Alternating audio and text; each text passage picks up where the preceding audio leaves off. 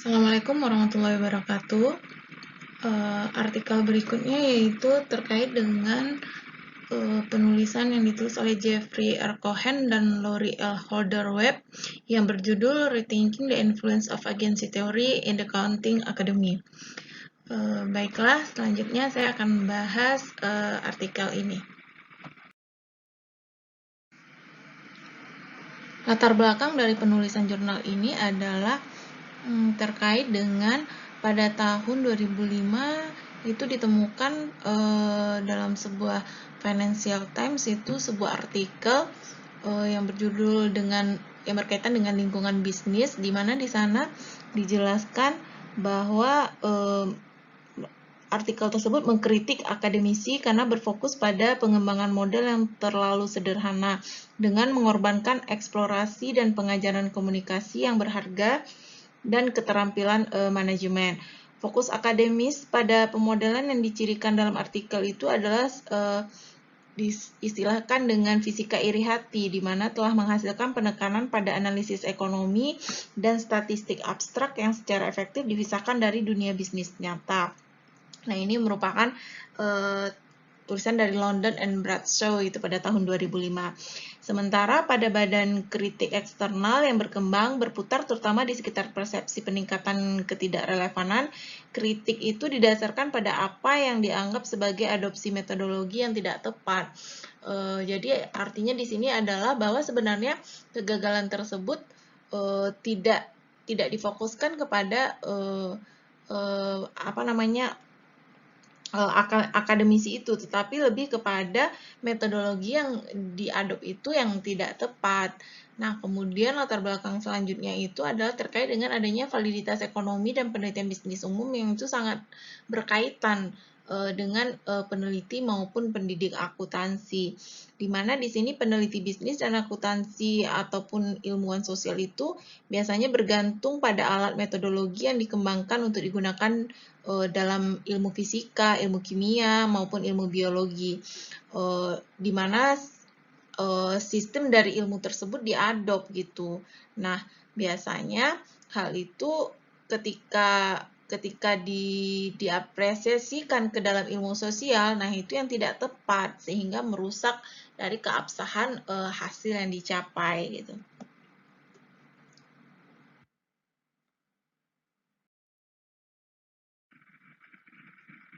Nah, seperti yang telah dijelaskan tadi, ketika kita mengimpor mode penelitian ilmu fisik, artinya segala teori dalam ilmu fisik itu diaplikasikan ke dalam ilmu sosial seperti akuntansi, maka itu kita dapat mengasumsikan bahwa perilaku manajer itu tanpa mempertimbangkan apakah manajer dapat menyesuaikan perilaku mereka agar sesuai dengan harapan teori. Karena yang namanya fisik itu bersifat eksak. Nah, dalam penelitiannya Gosal itu tahun 2005 berpendapat bahwa adopsi alat dan metode yang dikembangkan untuk penyelidikan di bidang ilmu fisika oleh disiplin ilmu berbasis ekonomi pada dasarnya cacat, artinya tidak sesuai gitu. Nah, dalam konteks itu tidak ada efek timbal balik antara peneliti dan subjek. Model dapat dirumuskan dan diuji secara objektif dengan tidak ada kemungkinan proses penelitian yang akan mempengaruhi objek yang diukur. Misalnya, mempelajari dan mengamati pergerakan bintang tidak akan mengubah pergerakan bintang itu yang sebenarnya, sama seperti mempelajari siklus hidup paramesia yang memenuhi perkembangan siklus hidup tersebut. Nah, ketika pendekatan ilmu fisika itu kita impor ke dalam ilmu sosial, maka di sanalah terdapat permasalahannya yang menyebabkan itu tidak sesuai dengan implikasinya. Nah, meskipun metodologi dan ilmu fisika itu berdasarkan kausalitas, itu biasanya sangat unggul dalam disiplin ilmu yang berbasis ekonomi, banyak perilaku yang dipelajari dalam disiplin ilmu seperti bisnis dan akuntansi lebih didasarkan pada intensionalitas. Itu maksudnya adalah menciptakan kemungkinan bahwa teori-teori sosial itu akan menjadi pemenuhan diri sendiri. Perilaku manusia di sini tidak terbatas pada respon impersonal sistematis terhadap rangsangan acak maupun melainkan fungsi dan susunan pribadi yang kompleks dari jiwa individu. Hasil dari konteks perkembangan dan filosofi pribadi individu itu akan berbeda dengan perkembangan fenomena alam perilaku manusia yang digerakkan oleh kesadaran individu yang pada gilirannya itu dipengaruhi oleh konteks individu tersebut. Eh, Selanjutnya itu sifat teori yang memenuhi diri sendiri, di mana dalam penelitian ilmu sosial yang sebagian besar itu telah dijelaskan atau ditemukan telah hilangnya penelitian bisnis yang berbasis ekonomi yang terbaru ini. Nah, ada satu penelitian yang terbaru dari Ferraro dan rekan-rekannya pada tahun 2005 itu menjelaskan ada cara di mana teori ilmu sosial itu menjadi pemenuhan diri melalui desain kelembagaan, kemudian melalui norma-norma sosial dan juga melalui bahasa gitu. Nah, dua hal yang pertama itu merupakan minat utama dari akuntansi, yaitu terkait dengan kelembagaan dan norma-norma sosial. Nah, teori ilmu sosial itu memenuhi diri sendiri melalui desain kelembagaan ketika mereka tertanam dalam struktur dan praktik suatu organisasi. Ketika kontrak, sistem insentif dan praktik serta pengukuran mencerminkan teori desainer mereka, maka teori tersebut menjadi bagian dari sistem dan demikian mendorong perilaku yang akan mereka coba jelaskan gitu. Nah, kepentingan antara adopsi mode penetapan harga opsi dan peningkatan prediksi itu sangat sugestif terhadap hubungan sebab akibat teori itu dikembangkan. Cara kedua dalam pemenuhan diri yang menarik bagi akuntan dan akademis akuntansi adalah pemenuhan melalui norma-norma sosial. Nah, yang dimaksud di sini adalah jika sebuah teori itu menjadi cukup populer untuk diterima sebagai norma, maka teori itu pada akhirnya akan terbukti benar karena orang semakin tidak mau bertindak atau berbicara dengan cara yang melanggar norma yang dianggap tidak benar gitu. Jadi orang akan berperilaku sesuai dengan norma yang mana yang seharusnya atau yang benar tersebut. Kemudian ada penelitian pada tahun 2001 itu menggambarkan norma kepentingan pribadi itu sebagai salah satu kekuatan tertentu, di mana mencatat bahwa deskriptif dan preskriptif. Deskriptif ini dalam arti bahwa orang percaya bahwa orang lain itu sangat termotivasi oleh diri sendiri. Ini bersifat perspektif itu dalam arti bahwa individu akan berusaha untuk membenarkan dan menormalkan perilaku dan sikap mereka sendiri melalui penjelasan yang menarik minat pribadi yang melekat dalam perilaku tersebut. Artinya ketika kepentingan pribadi itu dianggap sebagai norma, maka orang akan berperilaku mementingkan diri sendiri dan mengharapkan orang lain melakukan hal yang sama yang sesuai dengan yang dia inginkan gitu.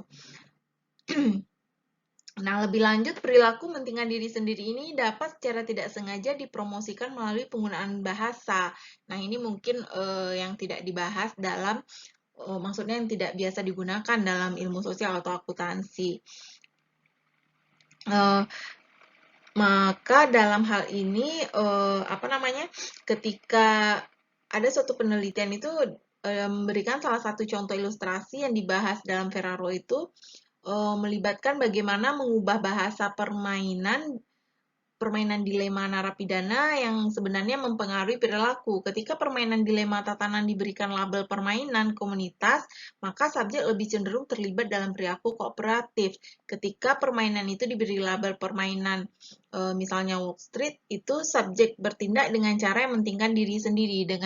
Dengan demikian, framing atau kerangka bahasa sederhana dalam kursus akuntansi dapat disadari mengarahkan siswa untuk bertindak berdasarkan informasi dengan cara yang mementingkan diri sendiri. Nah, konsep ini bahwa orang bertindak secara ketat untuk kepentingan pribadi mereka adalah premis, artinya mementingkan diri sendiri. Nah, konsep bahwa orang bertindak itu biasanya dalam akuntansi utama itu merupakan kumpulan pelaku yang sangat mementingkan diri sendiri yang menyiratkan konflik kepentingan yang harus diselesaikan melalui insentif, pemantauan, ataupun tindakan regulasi. Nah, jika teori-teori ilmu sosial memenuhi dirinya sendiri, maka dengan diterimanya keunggulan kepentingan pribadi secara luas, orang-orang yang sebaliknya tidak akan menunjukkan perilaku mementingkan diri sendiri akan mulai melakukannya. Nah, mungkin itu inti dari penulisan Ferraro dan rekan-rekannya. Kemudian terkait dengan teori keagenan, mungkin dapat kita lihat pada slide berikut. Terkait dengan teori keagenan, Dalam model ini bisa dibilang ini adalah model yang paling populer karena sering atau banyak penelitian yang menggunakan teori model agensi ini. Dalam teori keagenan ini, asumsi perilaku mementingkan diri sendiri itu adalah kekuatan pendorong di balik masalah keagenan. Jadi, dalam teori keagenan ini, selain fokus bahwa teori ini mencerminkan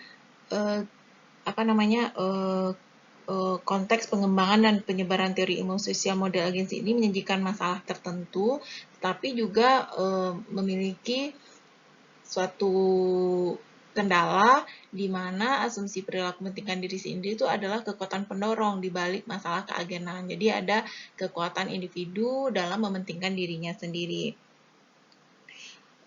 Tetapi keunggulan kepentingan pribadi juga merupakan klaim empiris. Jika diasumsi ini tidak benar, maka validitas eksternal model agensi itu terancam. Oleh karena itu, pengujian asumsi ini tampaknya menjadi pertimbangan utama peneliti yang tertarik menggunakan model tersebut. Pengujian langsung asumsi ini tidak ada dalam literatur, meskipun literatur yang ada dalam akuntansi dan di tempat lain secara tidak langsung menimbulkan pertanyaan yang signifikan tentang validitas asumsi perilaku yang sangat mementingkan diri sendiri.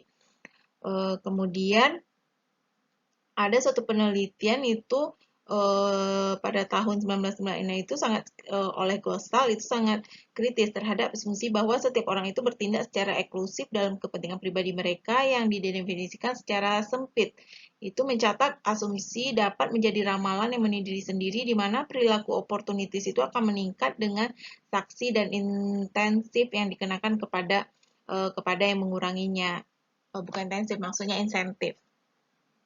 Sehingga menciptakan kebutuhan akan sanksi dan insentif yang lebih kuat dan lebih rumit. Kemudian pada dasarnya pengawasan itu berdampak negatif terhadap komitmen dan motivasi dan demikian mengurangi efektivitas kinerja karyawan. Kemudian kita masuk kepada implikasi dari teori keagenan ini.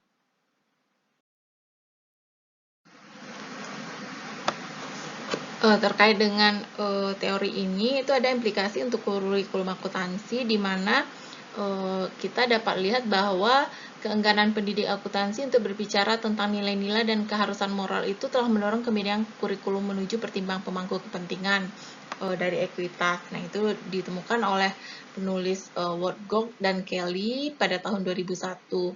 Kemudian adanya sulit untuk mengukur atau memodelkan kebutuhan atau perintah untuk melakukan hal yang benar, karena itu adalah hal yang benar. Dengan demikian, etika diberikan perhatian sepintas lalu dan menghasilkan keadaan dan pendidikan akuntansi yang pada dasarnya tidak merubah dari status quo lebih dari 16 tahun yang lalu. Artinya, kita dibutuhkan di sini dibutuhkan bagaimana sih sebenarnya untuk menyampaikan sesuatu yang benar itu sesuai dengan etikanya gitu.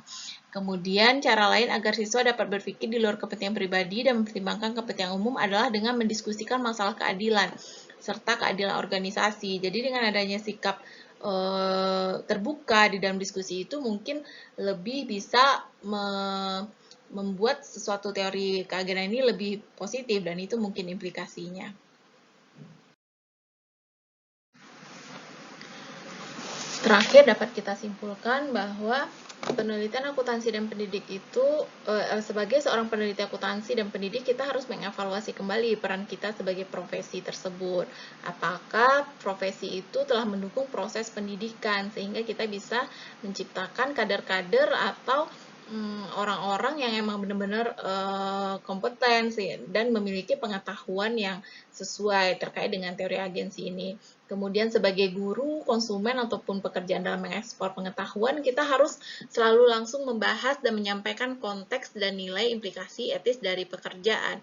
Artinya kita harus memberikan gambaran, contoh, serta mungkin bayangan dalam waktu melakukan pengajaran, bagaimana sih implikasi tersebut dalam pekerjaan di dunia yang ketika dia terjun ke dalam dunia pekerjaan. Kemudian sebagai akademisi, kita berkewajiban untuk mempertimbangkan secara serius validitas kritik yang menantang kredibilitas penelitian kita dan ajaran yang mungkin muncul dari penelitian tersebut. Artinya di sini adalah kita harus melihat penelitian ini benar-benar memberikan dampak yang benar-benar positif atau emang benar-benar melahirkan penelitian yang kredibel sehingga emang bisa digunakan atau diimplikasikan oleh pengguna atau pembacanya. Nah, jika kita terus menekankan teori keagenan itu tanpa studi yang bersamaan dengan etika yang mendasari pasar aktual dalam perilaku manusia, maka mungkin itu tidak cukup menyatakan bahwa itu adalah ide yang baik. Sehingga apa? Sehingga kita perlu melakukan praktek emang harus diimplikasikan secara nyata, jadi tidak hanya berdasarkan teori semata. Kemudian terakhir dalam survei yang dilakukan oleh Cohen dan Pan pada tahun 89 itu ditemukan bahwa penghalang nomor satu untuk mengintegrasikan etika dalam kurikulum itu adalah kurangnya penghargaan bagi pengajar yang benar-benar melakukan upaya substantif, di mana mereka telah memasukkan etika dalam kursus mereka. Nah, di sini dibutuhkan support, dukungan, serta mungkin penghargaan dari pihak-pihak terkait kepada para pengajar, karena dari mereka lah sebenarnya diciptakan, atau mungkin mereka lah sebenarnya jembatan untuk menyampaikan kepada kader-kader atau mungkin pelajar serta mahasiswa bahwa sebenarnya sesuatu yang baik itu harus dilakukan, bahwa teori keagenan itu dapat dilakukan dengan prinsip atau dibarengi dengan etika dan norma yang ada gitu. Nah, mungkin ini adalah akhir dari review dari artikel ini. Semoga bermanfaat dan terima kasih atas perhatiannya. Jika ada salah dan kurang, saya mohon maaf. Dan saya akhiri dengan wabillahi taufiq wal hidayah. Assalamualaikum warahmatullahi wabarakatuh.